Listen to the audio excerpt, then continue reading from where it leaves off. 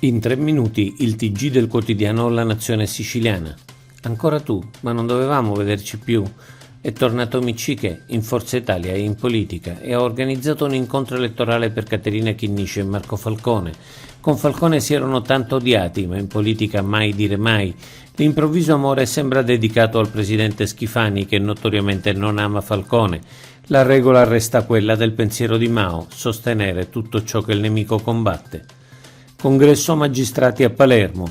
Si è aperto ieri e si concluderà domani al Teatro Massimo di Palermo il congresso dell'Associazione Nazionale Magistrati, circa 1000 i magistrati presenti, lunghissima standing ovation per il presidente Mattarella, presente anche il presidente del Senato Ignazio La Russa, riflettori accesi sul congresso e sull'ostilità dichiarata al progetto di separazione delle carriere unitariamente e convintamente sostenuto dall'intero centrodestra. Quel saluto mancato dalla galla Schifani. Pesante incidente diplomatico al congresso dell'ANM. Nel suo intervento di apertura il sindaco Roberto La Galla ha rivolto i saluti al Presidente della Repubblica, al Presidente del Senato, al Vicepresidente della Camera, al Vice Ministro della Giustizia e così via, e ha omesso o dimenticato il Presidente della Regione Renato Schifani.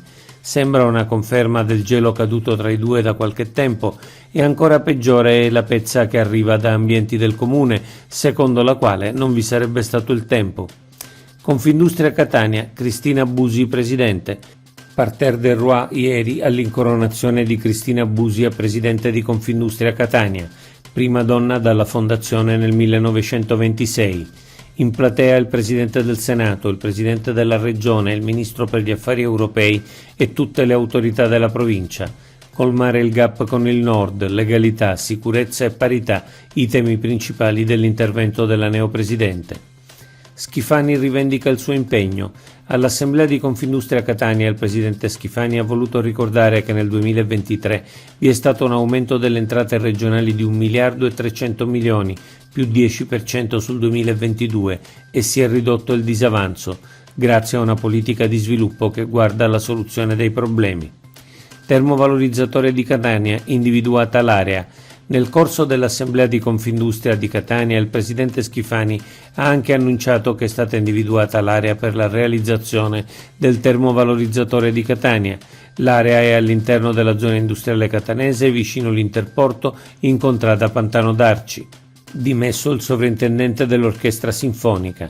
Si è dimesso ieri Andrea Peria, sovrintendente della Fondazione Orchestra Sinfonica Siciliana.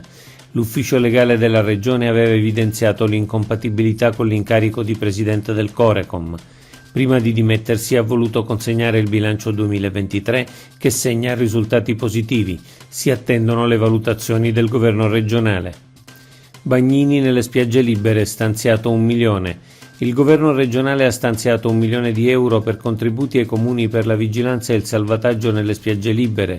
I comuni hanno infatti l'obbligo di assicurare nelle spiagge libere bagnini di salvataggio, attrezzature e servizi tutti i giorni dalle 9 alle 19 per almeno 60 giorni tra il 1 maggio e il 30 settembre. Sembra fantascienza e infatti lo è.